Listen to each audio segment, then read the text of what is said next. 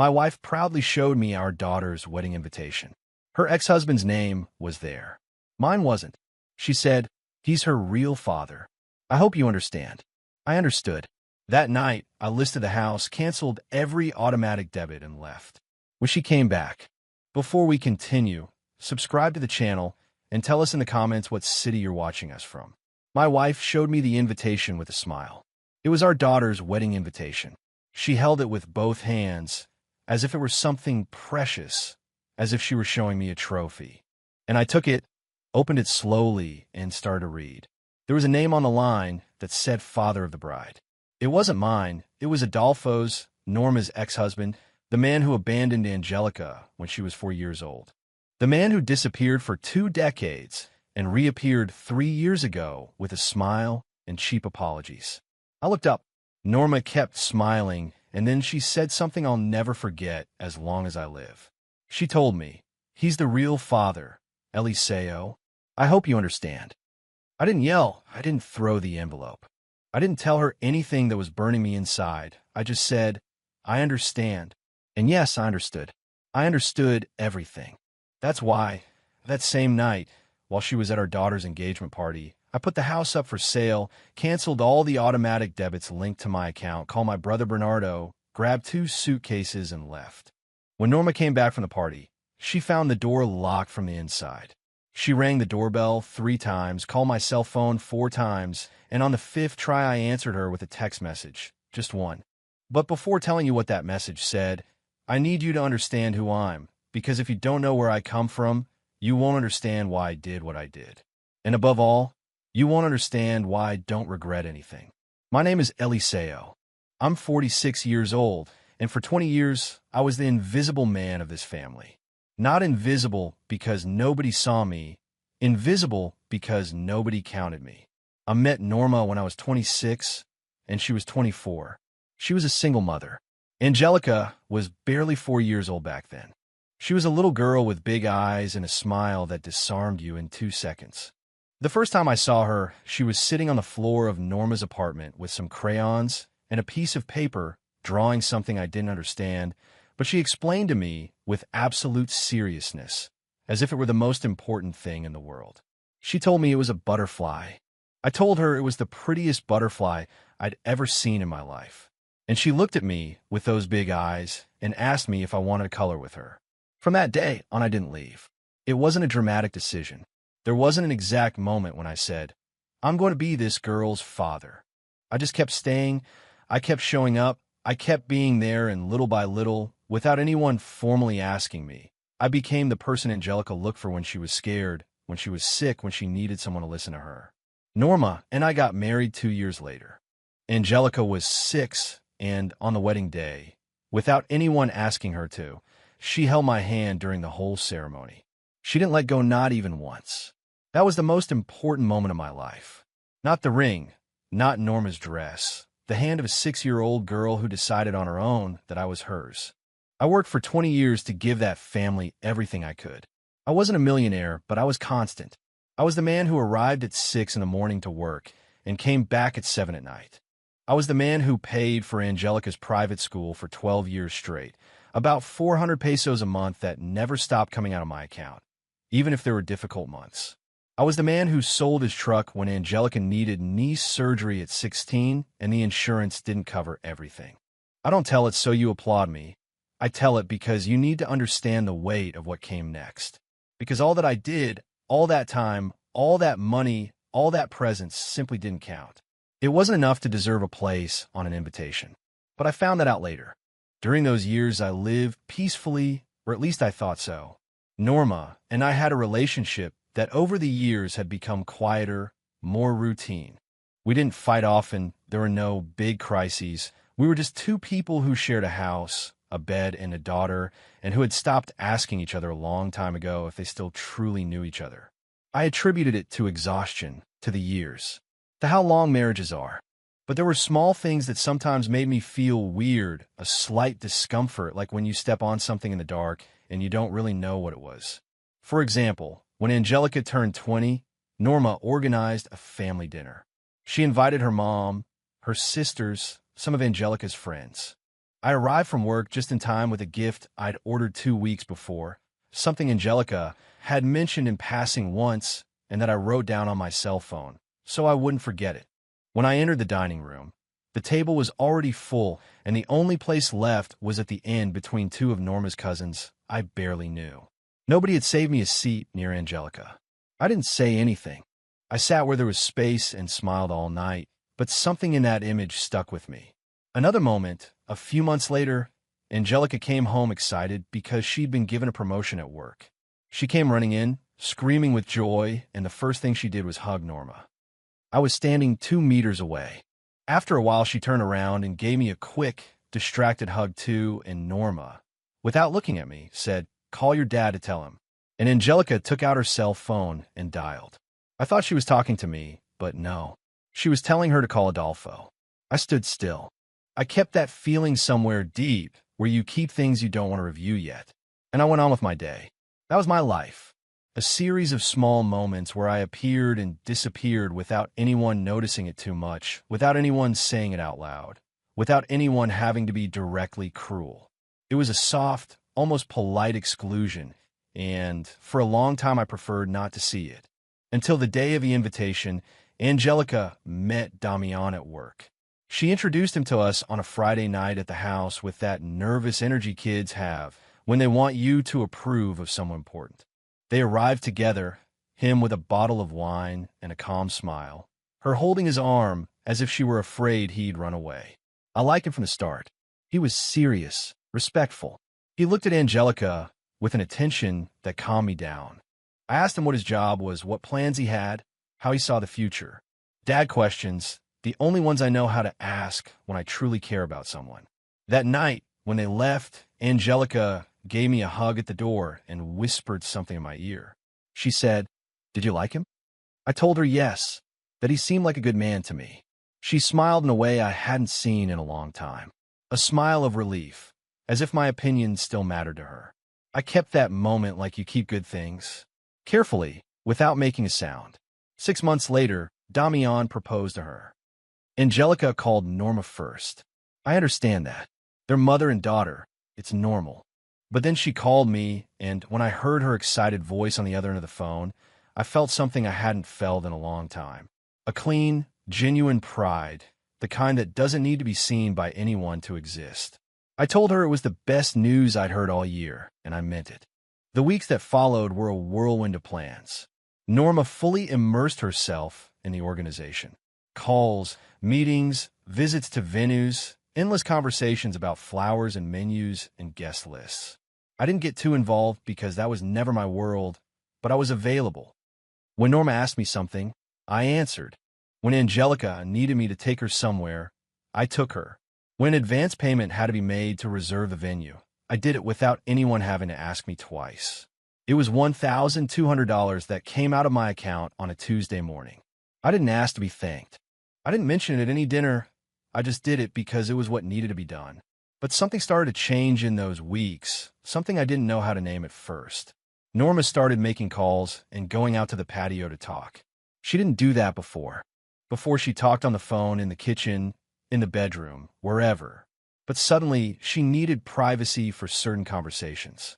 I didn't ask her anything. I gave her space because I thought it was wedding stress, that there were things to coordinate, and she just wanted to focus. One afternoon, I got home early before they expected me. Norma was in the patio with her back turned, talking in a low voice.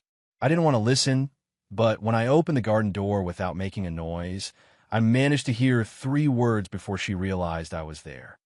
I heard, "He just has to understand." She turned around, saw me, and hung up the call almost immediately. She smiled at me. I asked her who she was talking to. She told me it was Damian's sister, that they were coordinating something about the decoration. I believed her, or wanted to believe her, which isn't exactly the same thing. That night in bed, with the ceiling above and Norma asleep next to me, I stayed awake longer than usual thinking about those 3 words. Has to understand. Understand what? Who had to understand something? Why was there a need to lower the voice to say that? I told myself I was exaggerating, that wedding stress made people weird, that I also got weird when I had too many things on my mind. I convinced myself to sleep, but the body knows things before the mind accepts them. And those nights the body didn't rest completely. There was another moment that stuck with me, although I let it pass at the time. One afternoon, Angelica came home to review some details with Norma. I was in the living room reading. They sat in the dining room with papers and lists and open magazines on the table. For a while I heard them talking animatedly, laughing, discussing times and names of people I didn't know. At one point, Angelica said something about the ceremony, about the moment the father would walk her down the aisle. And Norma replied something in a low voice that I didn't catch completely, but I did hear Angelica's answer. She said, "Yes, I know, but we still have to tell him at some point." There was a short silence, and then they both changed the subject as if nothing happened. I went on with my book, or at least I pretended to. Inside something had moved, a small, almost imperceptible piece that had shifted out of place. I didn't ask anything. I told myself they were probably talking about a relative of Damian's, some uncle or grandfather who had to be given some difficult news. I made up a comfortable explanation and stuck with it. That's what we do when we don't want to know something yet. We fabricate kinder versions of reality and live inside them for as long as we can. I lived inside mine for a few more weeks until the cream-colored envelope with gold letters arrived. Norma handed it to me on a Saturday morning. I was drinking coffee in the kitchen with my shirt untucked, still messy hair.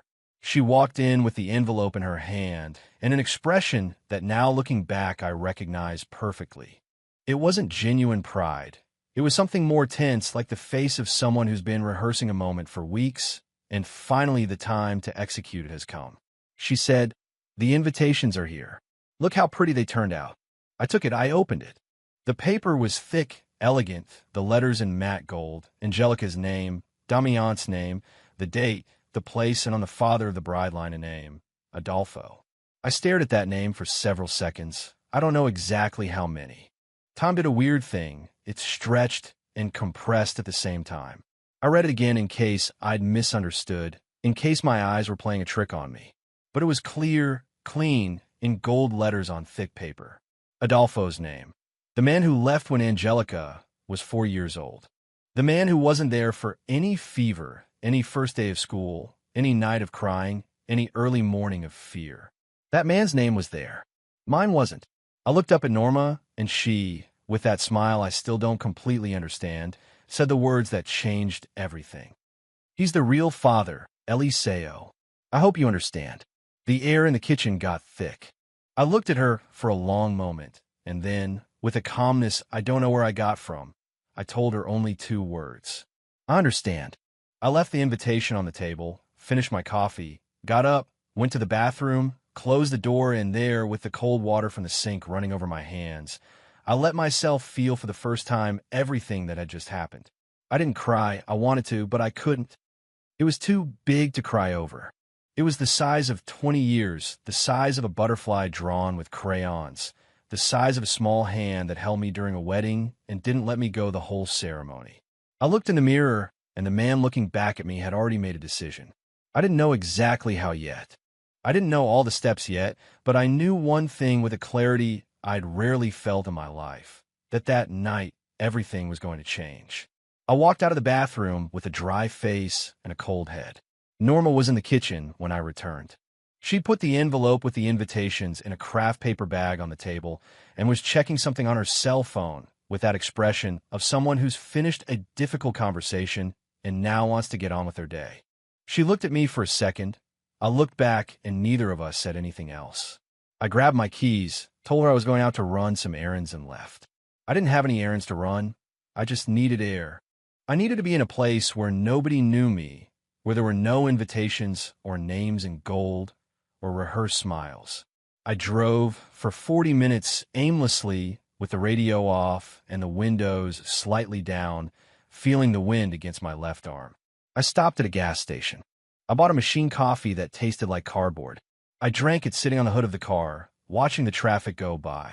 And there, in that anonymous parking lot, with a bad coffee in my hand and the sun hitting me from the side, I started to think clearly for the first time all day. I didn't think about the pain. I already knew the pain. I'd already felt it in the bathroom. I already knew where it lived. What I needed now was something else. I needed to understand exactly what had happened and exactly what I was going to do about it. First things first, Adolfo had returned to Angelica's life 3 years ago. I knew that. I'd accepted it because Angelica was an adult and had the right to know her biological father if she wanted to. I never opposed it. I never said a word against it. There was even a night when Angelica asked me if it bothered her that she had contact with him, and I told her no, that the important thing was for her to be okay. I meant it, but what I hadn't seen or hadn't wanted to see was what was happening around that return. Norma and Adolfo had been married before I showed up. They'd separated badly with fights and grudges that she told me in pieces during the first years of our relationship. I never asked too much because I felt it was painful territory and she'd share it when she wanted to. Now I wondered how much of that story I really knew. I wondered what had happened in those 3 years while Adolfo reappeared smiling with his cheap apologies. I wondered how many of those calls in the patio had been with him and not with Damian's sister. I wondered since when it had been decided that my name didn't deserve to be on that invitation. I didn't have answers yet, but I had something more important. I had clarity about what I was going to do. That night Norma told me she was going to Angelica's engagement party. It was a gathering at Damian's mother-in-law's house. Just women, something intimate to celebrate before the wedding. She told me in passing while getting ready in front of the bedroom mirror, like someone mentioning they're going to the supermarket. She didn't invite me. It wasn't a mixed party. I understood that, but she didn't ask me if I was okay either. She didn't ask me how I felt about the morning. There was no conversation. She just got ready, grabbed her bag, told me not to wait up and left. I heard the car drive away. I stood in the living room in silence, listening to how the house was left alone, and then I did something I hadn't done in a long time.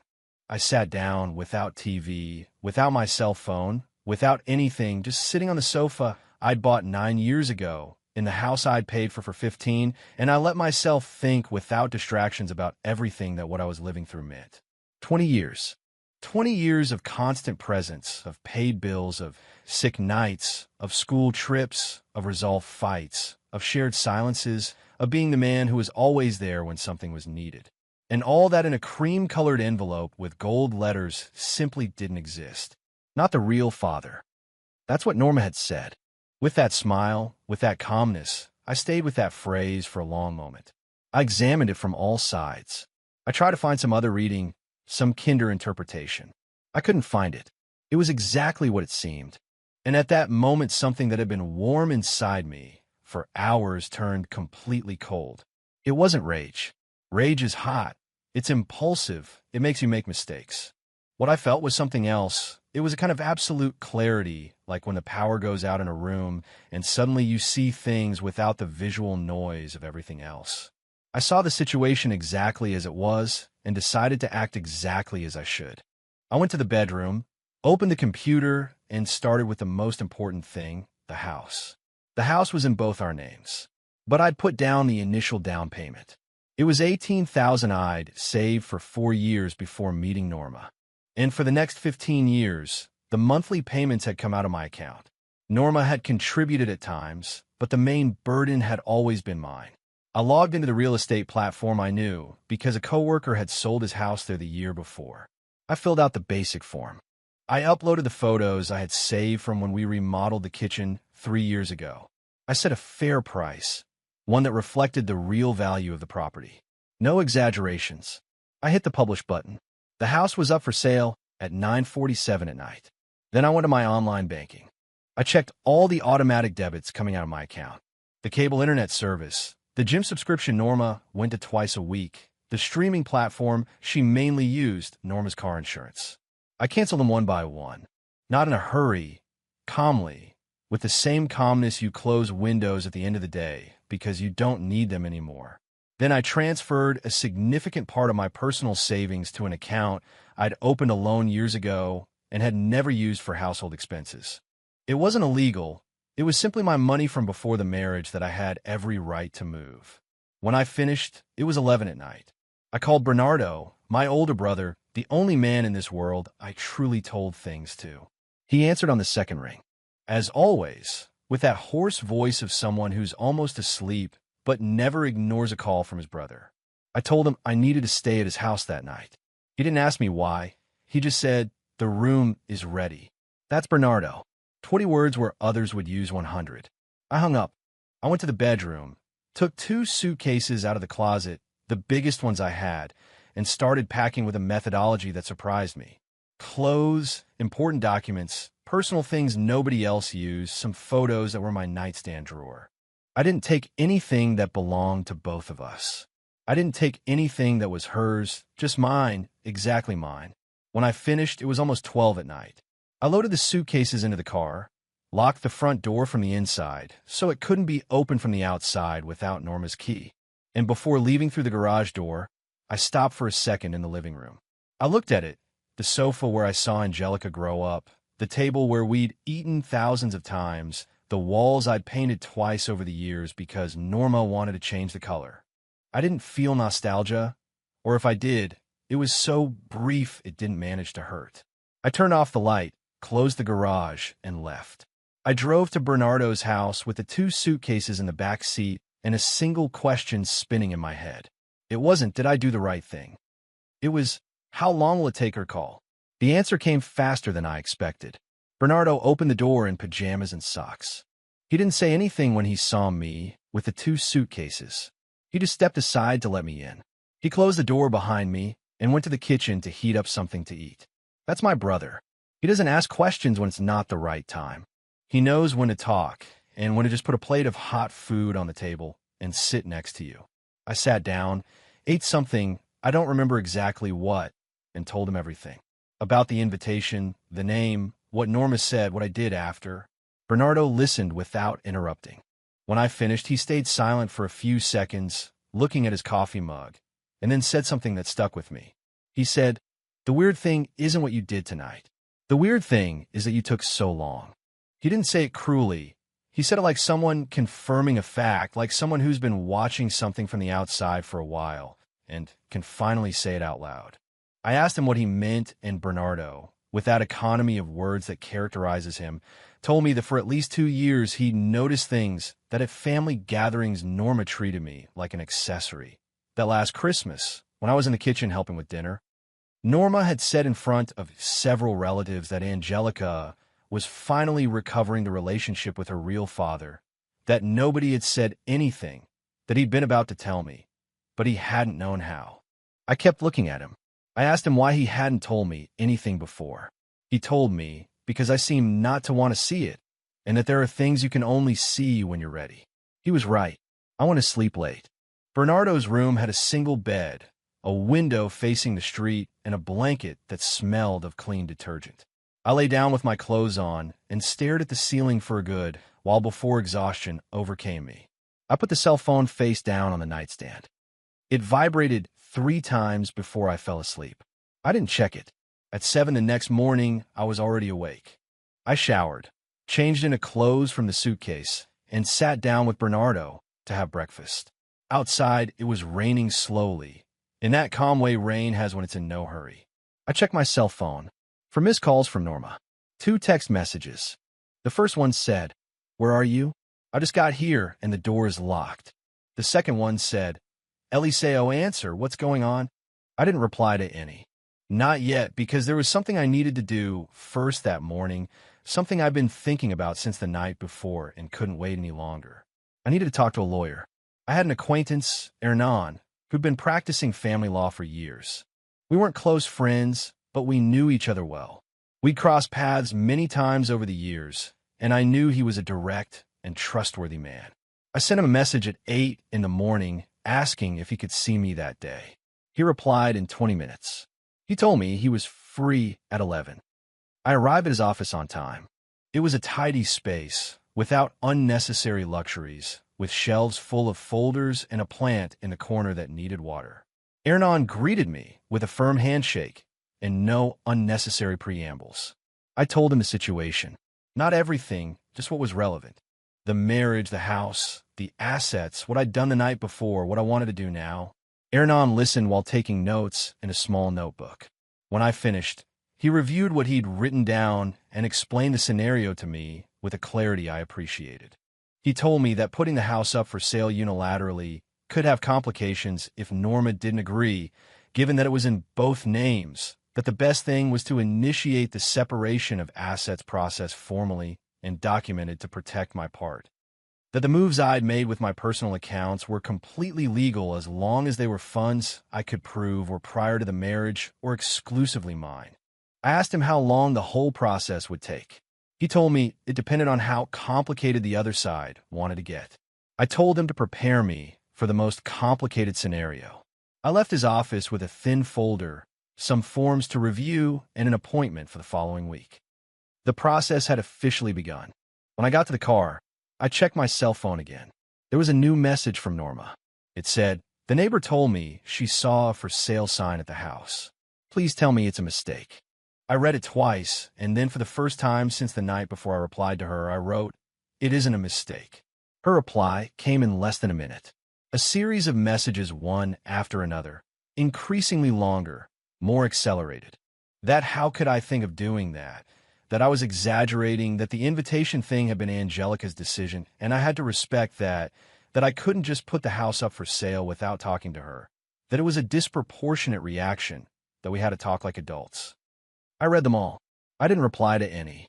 I put the cell phone in my jacket pocket and drove back to Bernardo's house. That afternoon, I stayed in the room for a good while in silence, thinking about everything Hernan had explained to me, thinking about the next steps, thinking about how I was going to organize myself in the coming weeks, but I also thought about Angelica. That was the hardest part, not Norma, Angelica, because I could understand, even if it hurt deeply, that a marriage ended, that two people who were together for 20 years decided they weren't anymore. That's painful, but it's part of life. It's something that happens to many people, and you can recover from it with time. But Angelica was different. Angelica was the girl with the crayons. She was the hand that didn't let me go at the wedding. She was the voice on the phone who told me about her engagement with genuine excitement and waited for my approval before anyone else's. How much of what had happened with the invitation had been her decision and how much had been Norma's influence? I didn't know and couldn't know yet. What I did know was that I wasn't going to make decisions about that relationship in the heat of the moment. I wasn't going to call her furious. I wasn't going to send her a message at the worst time. I wasn't going to do anything that couldn't be undone later. I was going to wait. I was going to let things settle. And when the time came to talk to her, I was going to talk with a cool head and an organized heart. Meanwhile, there was one more thing I needed to resolve that day at work. I'd been at the same company for 14 years. It was a stable position with a salary that allowed me to live well and save with discipline. But the company was in the same city, in the same circuit of life I shared with Norma, with the house, with everything I was leaving behind.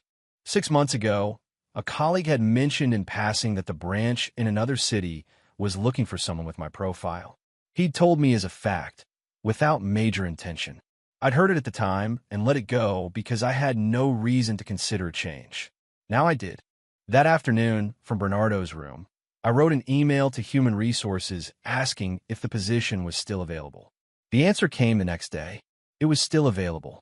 There was one last thing I did that afternoon before it got dark. Something small, almost symbolic, but that had a particular weight for me. I went to a stationery store a few blocks from Bernardo's house. I bought a new dark green hardcover notebook, and when I got to the room, I opened it to the first page and wrote a single line. It wasn't a plan, it wasn't a to-do list, it wasn't anything that needed anyone else to see it. It was simply a date, the date of that day. And next to it, 3 words. It starts from here. I closed the notebook, put it on a nightstand next to my cell phone, and outside, it was still raining, harder now, with that constant and even noise real rains have, the type of rain that cleans things. I lay down on the bed with my arms crossed behind my head and looked at the ceiling.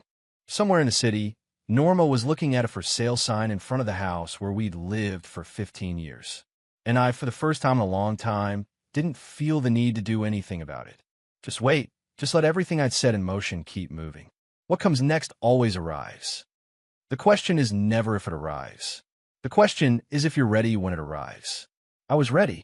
Angelica's call came 3 days later. It wasn't a message. It was a direct call at 6:30 in the evening when I was sitting in the small garden of Bernardo's house with a cup of tea that had already gone cold. I saw her name on the screen and stared at it for several seconds before answering. I took a breath and answered. Her voice sounded different. It wasn't the excited voice from when she called to tell me about the engagement, nor was it the calm voice of normal conversations. It was a tense, controlled voice of someone who's rehearsed what they're going to say, but inside isn't as sure as they appear. She told me we needed to talk. I told her I was listening. There was a short pause, and then she told me that the invitation thing wasn't her intention to hurt me, that it had been a difficult decision, that Adolfo was her biological father, and she felt it was important to recognize him that way on her wedding day, that she hoped I could understand it. She used exactly the same words as Norma. I hope you understand. I stayed silent for a moment, and then I asked her something. I asked her if she'd made that decision alone, or if someone had influenced her. Another pause, a longer one this time. She told me it had been her decision. I didn't argue with her. I didn't tell her I didn't believe her.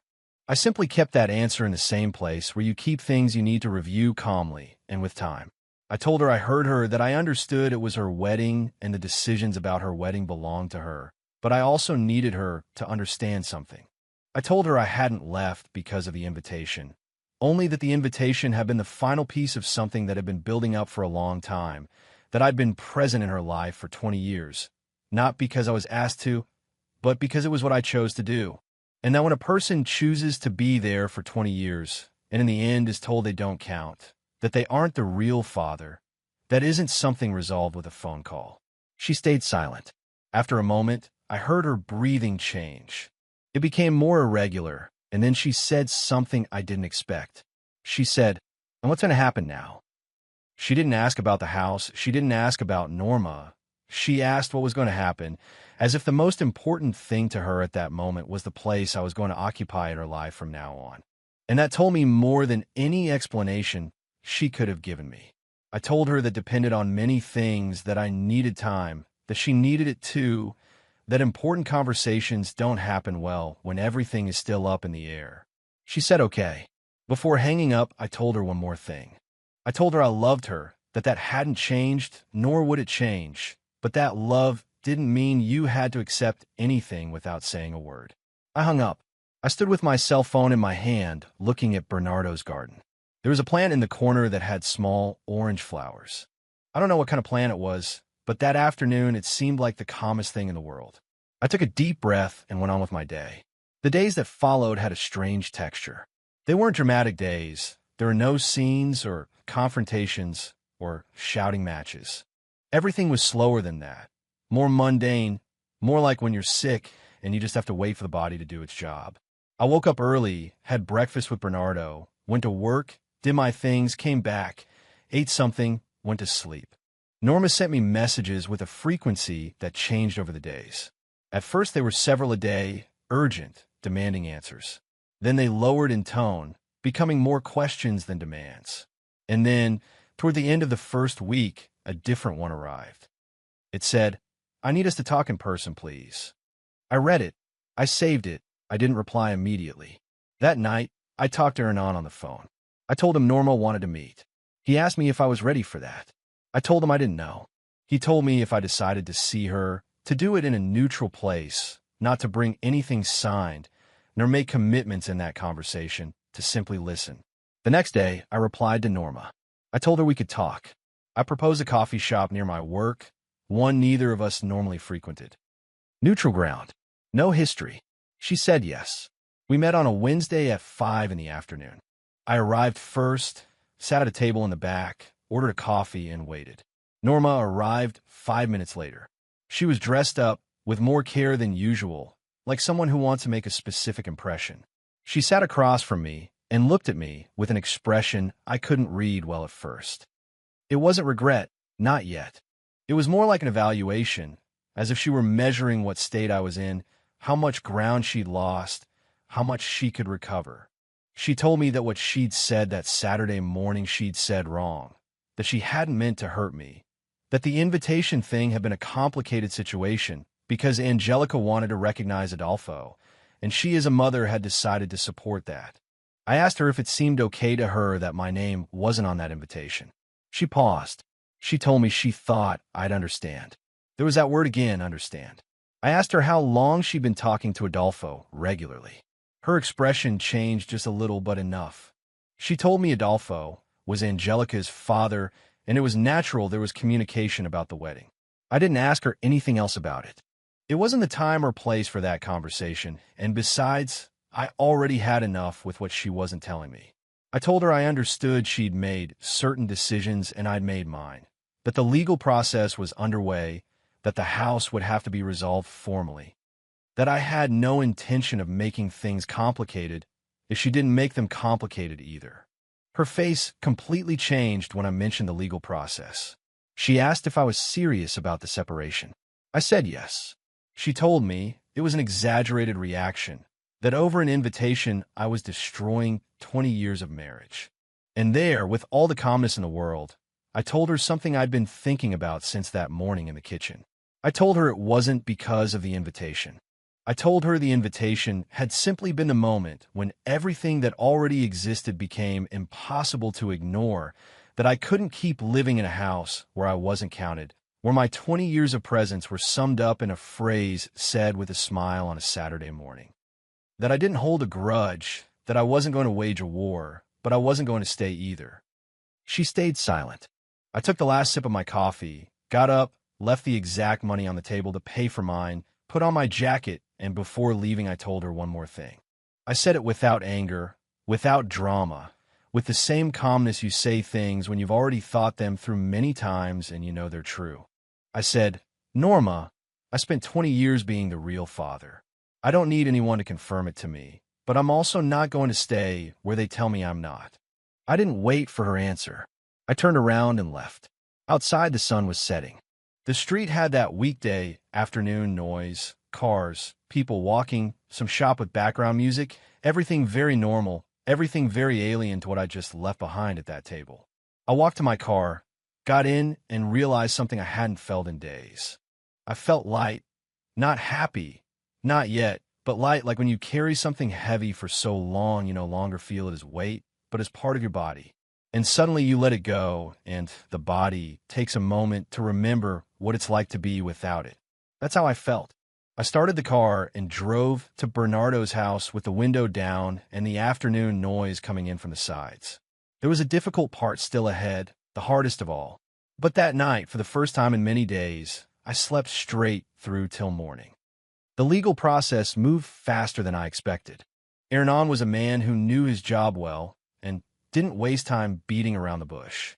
In our second meeting, he explained step by step what was going to happen, what documents we needed, what deadlines had to be met, what scenarios were possible depending on how Norma reacted to each stage. He told me that in cases like mine, where there were shared assets but also clearly documented individual assets, the process could be relatively orderly if both parties cooperated, that the important thing was not to make impulsive decisions, not to sign anything without reviewing it, and not to get carried away by emotions in critical moments. I told him I wasn't worried about emotions, that I'd already had my emotional moment in a bathroom with cold water running over my hands, and since then I operated with a different logic. He looked at me for a second and nodded. I think he believed me. The house was the most complex issue in the first days. Norma had hired her own lawyer quickly, which told me she'd taken this more seriously than she appeared to at the coffee shop. Her lawyer contacted Hernan, and for several days there was an exchange of formal communications that I didn't read in detail, but left in Hernan's hands with clear instructions on what was acceptable and what wasn't. What was acceptable, a fair division that recognized my larger contribution to the property. What wasn't acceptable, any agreement that left me carrying debts of a life that was no longer mine. Hernan handled everything with precision. Meanwhile, I stayed at Bernardo's house. My brother never made me feel like I was a burden. He never asked me when I was leaving. He simply adjusted his routine with the same naturalness one moves a piece of furniture to another position.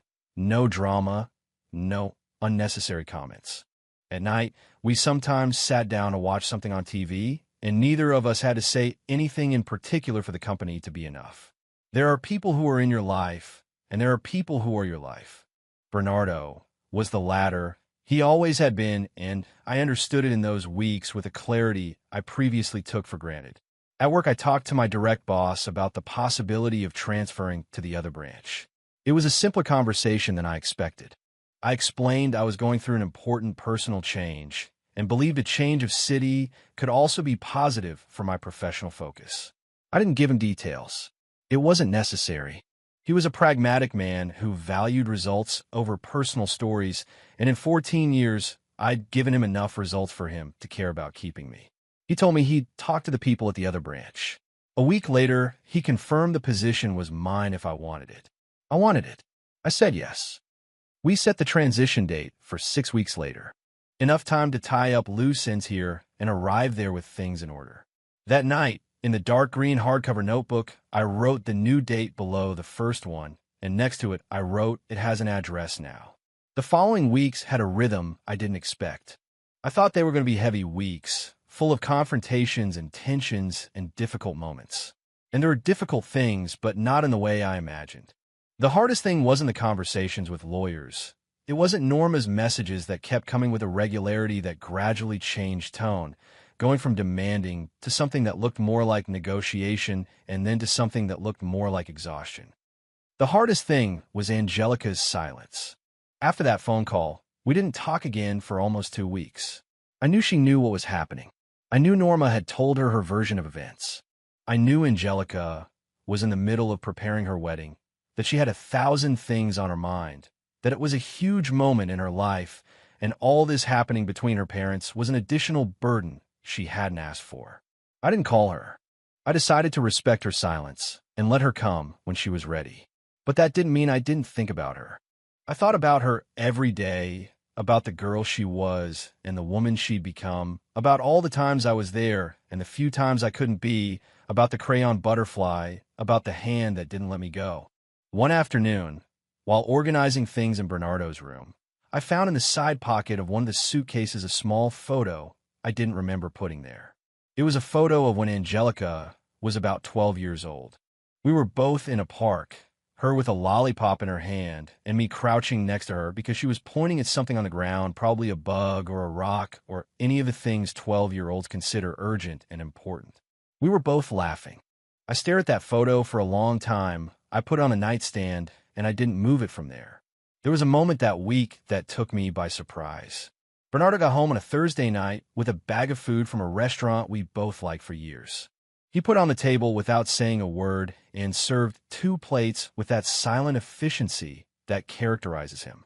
We sat down, started eating, and at some point during dinner, without any particular reason, I realized I was fine, not perfectly fine, not without pain, not without the questions that still spun in my head about Angelica, about the future, about what life was going to be like in a different city. But fine in the important sense, fine in the sense that I was sitting at a table with my brother eating something tasty without having to calculate my words or measure my gestures or wonder what interpretation someone was going to give to every single thing I said or did, just existing, without having to justify myself. And I realized it had been a long time since I felt that way, so long I didn't remember exactly when I'd stopped feeling it. That told me more about the last years of my marriage than any conversation could have. Sometimes the absence of a feeling is the clearest proof that that feeling had been missing for too long. The following week, there was a move I didn't expect. Adolfo called Bernardo. I don't know how he got his number. Probably through Norma. The fact is, Bernardo told me that afternoon with a calm expression, without alarm, simply as information. He told me Adolfo had called, that he wanted to talk to me, that he said there were things I needed to hear. I asked Bernardo what he'd answered. He told me he'd given him my number, that if I didn't want to talk to him, I just wouldn't answer, but that Bernardo wasn't the one to make that decision for me. He was right. That night Adolfo sent me a message. He said he understood I was angry, that it wasn't his intention to get between Angelica and me, that the invitation thing had been Norma's idea, and he had simply accepted without measuring the consequences, that if I wanted to talk, he was available. I read it 3 times. There was something in that message I didn't expect. It wasn't the attitude I'd built in my head for weeks. It wasn't the arrogant man arriving to claim a place that didn't belong to him. It was something more insecure than that, more human. Almost. I didn't reply that night, but I didn't delete the message either. I left it there, saved like one more piece of a puzzle that still wasn't complete, because there was something I needed to understand before talking to anyone else. Something I'd spent weeks not wanting to review directly, because I knew when I did it was going to hurt in a particular and specific way. I needed to understand what had really happened with Angelica. Not Norma's version, not Adolfo's version, not the version Angelica had given me in that tense and rehearsed call, the truth. And for that, I was going to have to wait for the right moment. That moment came sooner than I expected. Angelica called me on a Sunday morning. It wasn't the tense and rehearsed call of the previous time. It was different from the first second. Her voice didn't have that controlled tone of someone who's prepared to speak. She sounded tired. She sounded like someone who's been carrying something heavy for days and finally decided to drop it. She asked if we could meet. I said yes. We met in a small coffee shop halfway between Bernardo's house and the apartment where Angelica lived with Damian. A place with no history between us, neutral, without the weight of any particular memory. I arrived first, as always, ordered coffee, sat near the window. When Angelica walked in and I saw her walking toward the table, something hit me that I didn't expect. It wasn't rage, it wasn't pain, it was simply seeing her as what she was, a 24-year-old woman with her whole life ahead of her, with a wedding in a few weeks, with a weight on her shoulders that showed in how she walked. She sat down, ordered something, looked at me, and, without preamble, without the rehearsed speech, told me she needed to tell me something. I told her I was listening.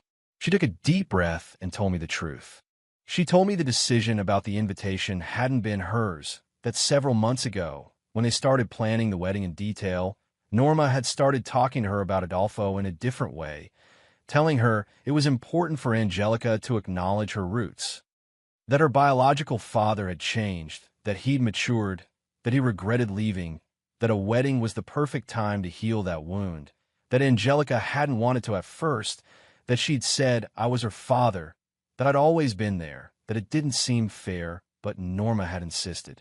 Weeks with different arguments each time, with a soft but constant pressure, the kind that doesn't explode in a moment, but builds up until you give in simply out of exhaustion, until one day Angelica gave in. And when she gave in, the invitations were almost ready. I stayed in silence listening to her. I didn't interrupt her once. When she finished, her eyes were bright. She wasn't crying, but she was close. And she looked at me with an expression I recognized because I'd seen it before, many years ago, when she was a little girl and had done something she knew was wrong and didn't know how to fix it. It was the face of someone who wants you to tell them it has a solution. I asked her one single thing. I asked her why she hadn't told me before, because in that first call she'd told me it had been her decision. She stayed quiet for a moment. She told me she was afraid, that she didn't want to be in the middle, that she didn't want me to think badly of her mom, that she didn't want her wedding to become a war between two people she loved. I understood it, not perfectly, not without it hurting, but I understood it because being 24 has its own fears and its own loyalties and its own ways of handling things. And because I too for 20 years had chosen not to see certain things to avoid dealing with them. I told her I understood her, and then I did something I hadn't planned to do in that conversation. I took the small photo I'd found in the suitcase out of my jacket pocket, the one of us two in the park, her with a lollipop, both laughing. I put on the table. Angelica looked at it, took it with both hands, and right there's something broke in her. She didn't cry out loud. It wasn't a dramatic scene. Her eyes simply filled up, and she dropped a tear that she quickly wiped away with the back of her hand, like someone who doesn't want to be seen crying. She said, "I do know who my dad is." I didn't answer anything. There was no need. I told her we weren't going to resolve everything that morning, that there were things that were going to take time, that Norma and I were a process that had its own path, and she didn't have to carry that. That her wedding was hers and Damian's, and the most important thing was for her to be okay that day. She asked me if I was going to go to the wedding. I stayed quiet for a moment. It was the hardest question of all, and I still didn't have a clear answer. Not because I didn't want to be there, but because I didn't know what role I occupied in that event. Now, I wasn't on the invitation. I wasn't in the program. There was no place formally assigned to me. I told her we were going to talk about that more calmly when things had settled down more. She nodded.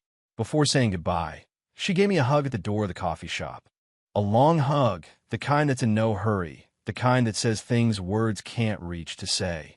I stood still inside that hug and let it be what it was. When we separated, she walked to her car, and I stood for a moment on the sidewalk. There was something I had to do that week, something I'd been putting off, but couldn't keep leaving for later. I had to answer Adolfo, not because I owed him, not because I wanted to, but because there was a conversation that needed to happen so I could close certain doors cleanly and move on without leaving loose ends that would tangle on their own later. I wrote to him that same afternoon. I told him we could talk. I proposed a time and a place. I told him I didn't have much time and preferred him to be direct. He replied in less than an hour. We agreed on the following Wednesday. I arrived on time. Adolfo was already there when I walked in. He was a man in his 50s, thinner than I remembered from the few times I'd seen him before, with grayer hair and an expression that wasn't what I'd imagined for weeks. He didn't look like a man who had won something. He looked like an uncomfortable man. We greeted each other, sat down, ordered coffee, and he spoke first. He told me the same thing as in the message, but in person and in more detail, that he hadn't asked to be on the invitation, that when Norma proposed it, he had hesitated, that he knew I'd been in Angelica's life all those years, and it wasn't his intention to erase me. That he simply hadn't had the courage to say no to Norma. I watched him while he spoke and realized something I didn't expect. Adolfo wasn't the villain of this story. He was simply a man who had made huge mistakes in his life, who had tried to return too late and had let another person make decisions he should have questioned. He didn't generate deep sympathy in me, but he didn't generate rage either. He generated something closer to serene indifference, not the cold kind. I told him I appreciated him telling me in person that I didn't hold a grudge, that what had happened with the invitation was part of a bigger situation that wasn't just about him, that what mattered from now on was Angelica, and if he wanted to be part of her life. To be so honestly and without needing to erase anyone. He looked at me for a moment, told me I was right. We finished our coffee, stood up, shook hands, and each went our separate ways. I walked out to the street with that particular feeling of when you close something that had been open for too long. It wasn't relief exactly. It was more like the silence left after a constant noise finally stops. When you were so used to you'd almost stopped hearing it. That night, I called Hernan to update him on how things were going. He told me the process was running its course, that there were a couple of documents pending from Norma's side, but everything pointed to the resolution being clean, that in a few weeks we'd have a formal meeting with both parties to review the terms of the agreement. I told him I was ready, and I was because there was something I'd understood in those weeks, something I hadn't been able to clearly articulate until that moment, but that now felt solid and true. That leaving isn't always giving up. Sometimes leaving is exactly the opposite. Sometimes leaving is the only act of dignity left for someone who for too long chose to stay quiet for the wrong reasons. That night, I opened the green notebook. I wrote a third line below the other two. It wasn't a date. It wasn't a plan. It was simply this. I don't have to prove anything to anyone anymore. I closed the notebook, turned off the light, and slept. The following week had a rhythm I hadn't known in a long time. It wasn't the fast-paced rhythm of crises or the heavy rhythm of bad days. It was something closer to the rhythm of when you start living from the inside out, instead of the outside in, when decisions are born for what you really need and not from what others expect. I woke up early, went for a walk before work, something I'd never done before because there was always some reason not to do it. There was always something more urgent, more necessary, more important than those 30 minutes for oneself. Now, there was nothing more urgent. Now, those 30 minutes were completely mine and nobody claimed them. I walked the same circuit every morning, a long avenue, then a small park with wooden benches and pigeons that weren't afraid of anyone. Then back down a side street with big trees that gave shade. Even if the sun was barely coming up, it was a small thing, but it was mine. And in that time, I learned that the small things that are completely yours are worth more than the big things you have to share with someone who doesn't see you. The formal meeting with both lawyers took place on a Thursday afternoon at Hernan's office. Norma arrived with her lawyer, a man in a gray suit who spoke with a lot of precision and little warmth.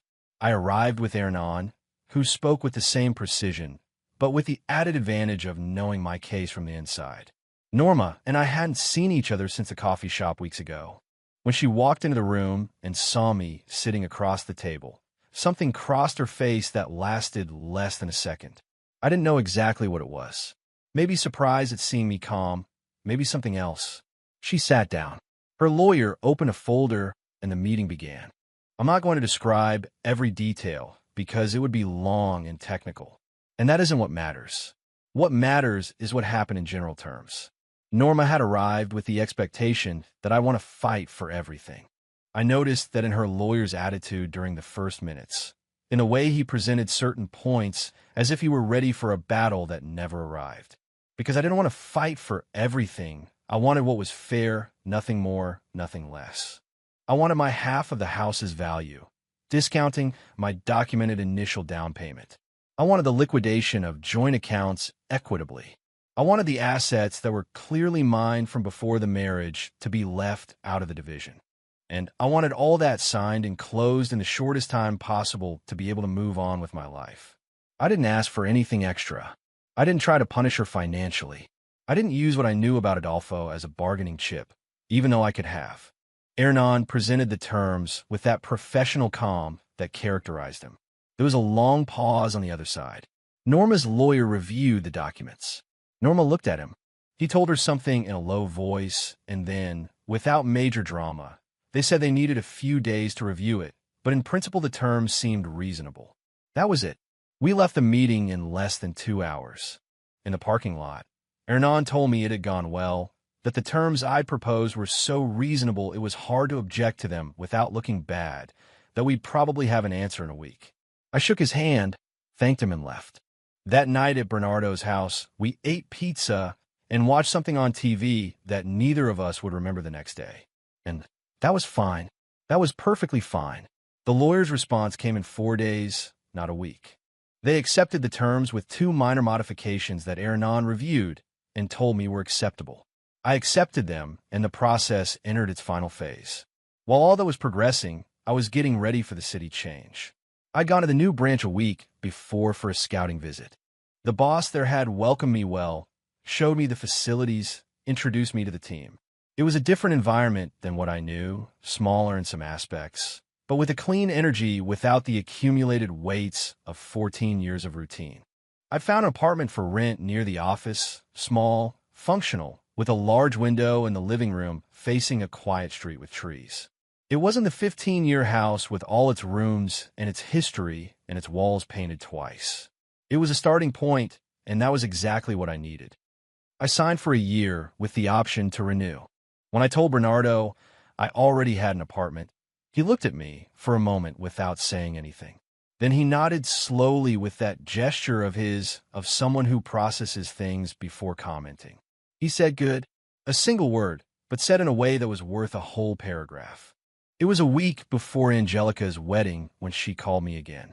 This time her voice was different from the 2 previous ones. It wasn't the tense voice of the first call or the tired voice of a Sunday at the coffee shop. It was a direct, almost formal voice, like when someone has made a decision and calls to communicate it, not to negotiate it. She told me she wanted me to be at her wedding. I told her we'd already talked about that, and it was a conversation that needed time. She told me she'd had the time, that she'd thought a lot, that she'd talked to Damian, and they both wanted me to be there. I asked her in what capacity. I didn't say it with bitterness.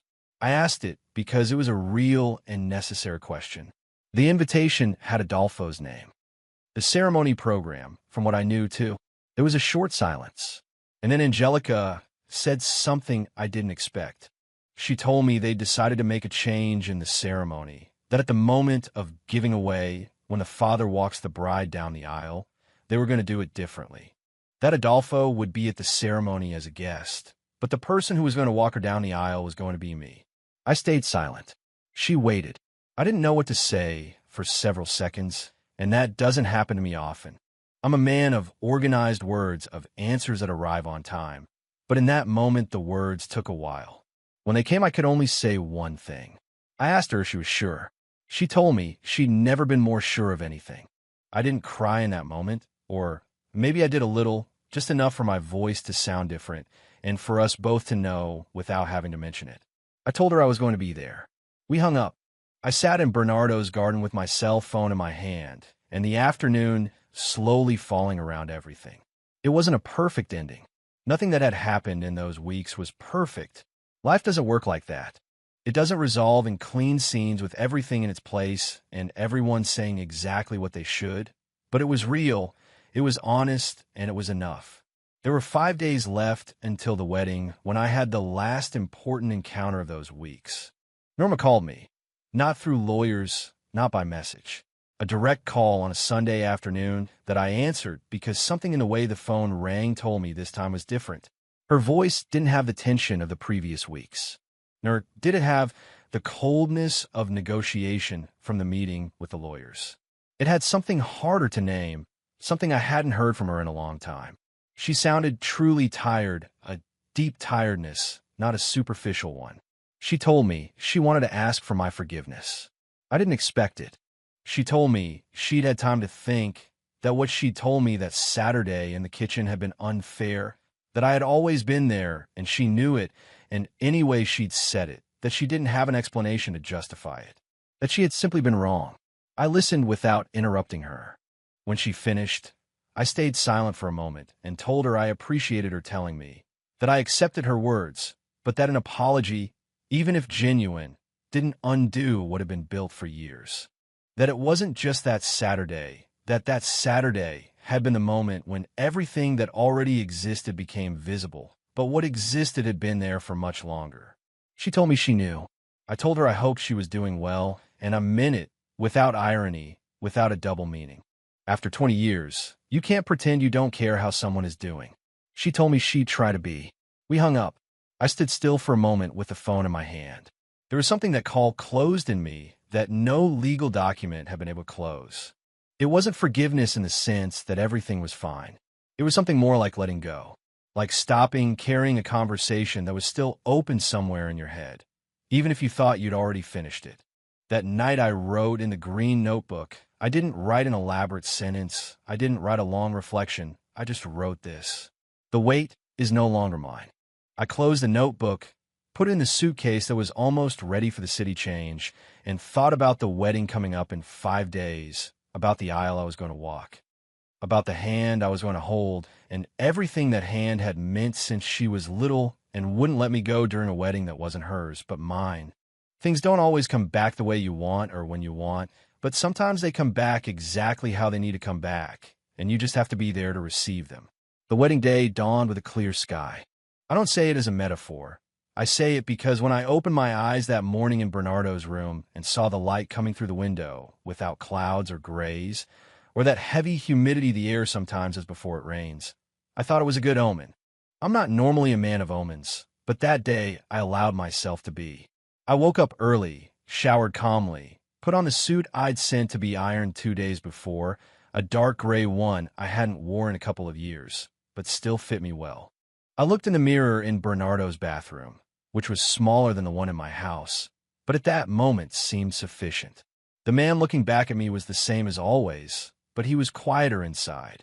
Bernardo was waiting for me in the kitchen with coffee made and 2 mugs on the table. We sat down, drank the coffee in silence, like we drank so many coffees in those weeks, without the need to fill the space with words that weren't needed. Before leaving, Bernardo put a hand on my shoulder for a second. He didn't say anything. There was no need. The ceremony was at 12, noon in an old church in the center of the city, one of those with thick walls and filtered light, and that particular smell of wood and time that places that have witnessed important things for decades have. I arrived 40 minutes before it all started. Angelica had told me to go straight to the sacristy, that she'd be there getting ready with her mother and friends, that she wanted to see me before going in. I knocked on the door. One of Angelica's friends opened it, a young girl with her hair tied up who smiled at me and told me to come in. The room was small and smelled like flowers and something sweet I couldn't identify. There were bouquets everywhere, improvised mirrors, bags and open boxes with makeup and accessories. 3 young women I didn't know well looked at me when I walked in and smiled with that automatic kindness of someone who's having a good day and wants everyone to have one too. And in the back, in front of a long mirror, was Angelica. She had her dress on. It was white, simple, without exaggerations, the type of dress that makes the person wearing it look exactly how they are, instead of hiding them behind too many decorations. She had her hair tied up with some small flowers woven in. And when she saw me in the mirror before turning around, she smiled. It wasn't the nervous smile of the last weeks. It was the smile from when she was 12 and pointed something out to me on the park ground. It was the smile I knew. She turned around, walked toward me, and gave me a hug that wasn't in a hurry. I told her in her ear she was beautiful. She said thank you in a low voice. We separated. She looked me in the eyes for a moment and said, "Thank you for being here." I didn't answer anything in that moment because I didn't trust my voice to say what I wanted to say. I just nodded. After a few minutes, I left the sacristy to wait outside. I needed some air and some silence before it all started. I stood in a side corridor of the church next to a tall window with leaded glass that let the light in a particular way in angles that crossed the stone floor like golden lines. And there, in that corridor, something happened that I hadn't planned. Norma walked by. She was coming from another direction, probably also leaving the sacristy. She was dressed up with a wine-colored dress I hadn't seen her wear before, her hair neatly done, her eyes with something that could have been emotion or exhaustion or both things together. She saw me, she stopped. We looked at each other for a second that was longer than it lasted on the clock. There were no words, they weren't needed. Everything we had to say to each other had already been said in coffee shops and meetings and phone calls and documents with stamps and signatures. There was nothing pending between us that needed that moment to be resolved. She nodded slightly. I did the same, and each went their own way. That simple, that clean. The ceremony started on time. I stood in the place Angelica had told me, at the entrance of the church waiting. The music started softly first, then a bit fuller. The guests were seated, the priest in his place, Damian at the front with that expression of men who are exactly where they want to be. And then Angelica appeared at the entrance in her white dress, with her flowers in her hair, with that calmness people have when they've made an important decision and have no doubts left. She took my arm. I felt the familiar weight of that gesture. It wasn't the first time that arm looked for mine. It had been like that since she was little, when we crossed busy streets, when something scared her and she glued herself to my side, when she simply wanted to be close. We started walking. The aisle was long. The light from the leaded glass fell on the tiles in those golden angles I'd seen from the corridor. The guests looked at us. I looked straight ahead. At some point on the way, Angelica squeezed my arm a little tighter. I didn't say anything. I just kept walking. When we got to the altar, Damian was waiting for her with a calm and genuine smile. Angelica looked at him, and in that exchange between them, there was something so private and so complete that I felt my job in that aisle had finished exactly where it had to finish. I gave Damian her hand. He gave me a small, almost imperceptible gesture of thanks. I sat in the front row and listened to the ceremony with a peace I hadn't expected to feel, not because everything was perfect, but because everything was in its true place, not in the place someone had designed on an invitation with gold letters, in the real place. The one that doesn't need to be written on any paper to exist.